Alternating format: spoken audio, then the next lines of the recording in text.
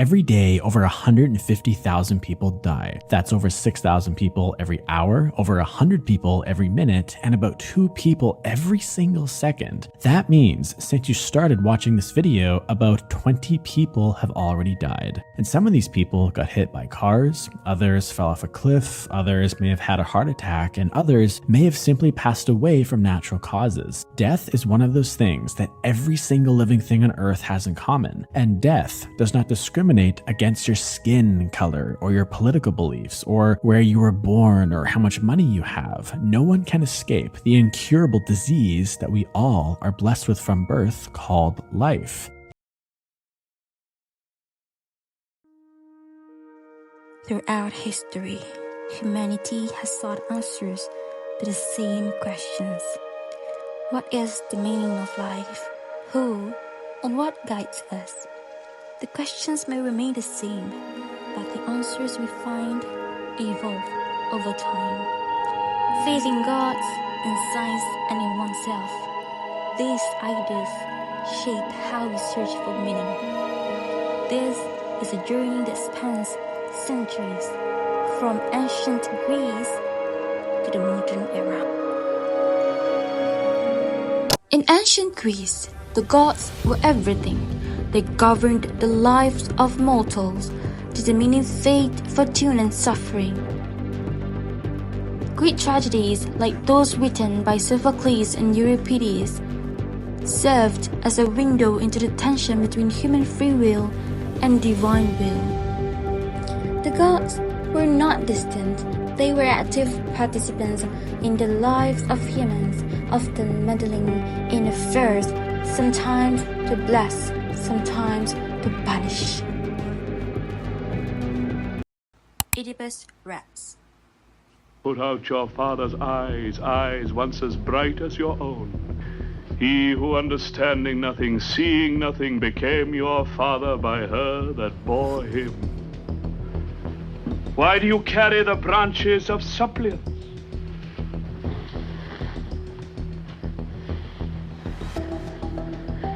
I would not learn from any mouth but yours, old man, therefore I question you myself.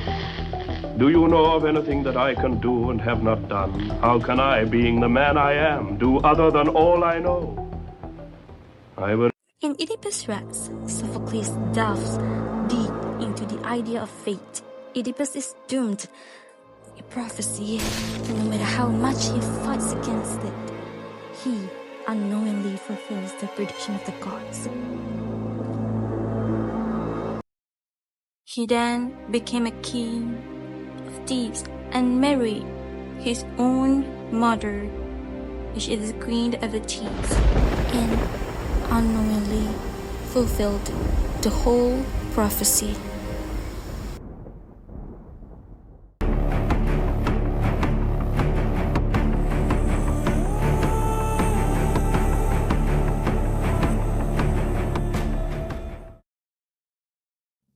For the Greeks, faith wasn't a choice.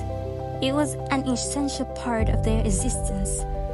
They lived knowing that their destinies were shaped by higher powers, which they could neither change nor escape. For the Greeks, hubris was not just arrogance, it was a dangerous defiance of divine will. Oedipus, confident in his ability to outwit fate, only fulfills the prophecy he sought to escape. History warns that pride in human agency can blind us to forces beyond our control.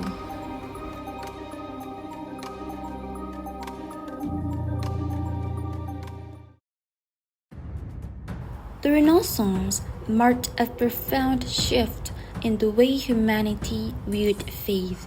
While the Greeks relied on gods, the Renaissance emphasized humanism, an intellectual movement that placed human potential at the center of the universe. Thinkers began to reject divine authority in favor of individual reasoning, curiosity, and exploration. This era saw the rise of scientific inquiry and philosophical exploration. challenging traditional religious views. The discovery of new lands, the invention of the printing press, and the works of scholars like Galileo and Copernicus questioned the church authority. People began to look inward and outward, seeking meaning not only in faith, but in knowledge and the world around them. During the Renaissance, Hubris took a new form. No longer defying God, humanity began to challenge the natural and moral order. Dr. Faustus embodies this shift, trading his soul for power and knowledge, a dangerous overreach into realms beyond human understanding. In Christopher Marlowe's Dr. Faustus, the Renaissance ideals of knowledge and individualism take center stage. Faustus, a brilliant scholar, rejects divine faith in favor of forbidden knowledge. He makes a pact with the devil, trading his soul for unlimited power and wisdom. The rejection of the divine in favor of human knowledge and power ultimately leads to Faustus' damnation. But his story is one of tragedy, a reminder of the dangers of abandoning faith in search of self-serving power. In the modern world, faith has evolved once again. Today, hubris persists, not in defying God, but in overestimating human ability. Our reliance on technology and rejection of limits can lead to existential despair.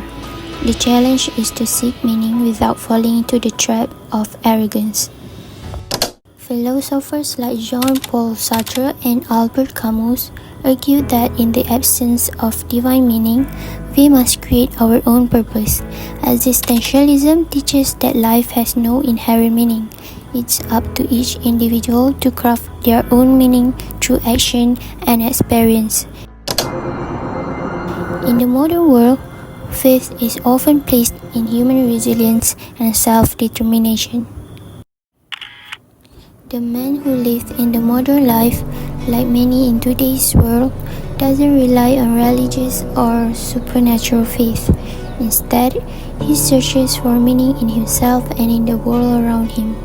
Whether it's through philosophy, personal growth, or relationships, the man's journey mirrors the broader shift in society, from the divine to the human, from answers given to answers created. Oedipus, Faustus, and the man each represents a different chapter in the human search for meaning. While their path may differ, their struggles remain the same. The quest for truth, the search for purpose, and the role of faith in shaping our lives are timeless. No matter where we are in history, the journey of seeking meaning continues. There's no way to show it, but I'm gonna try.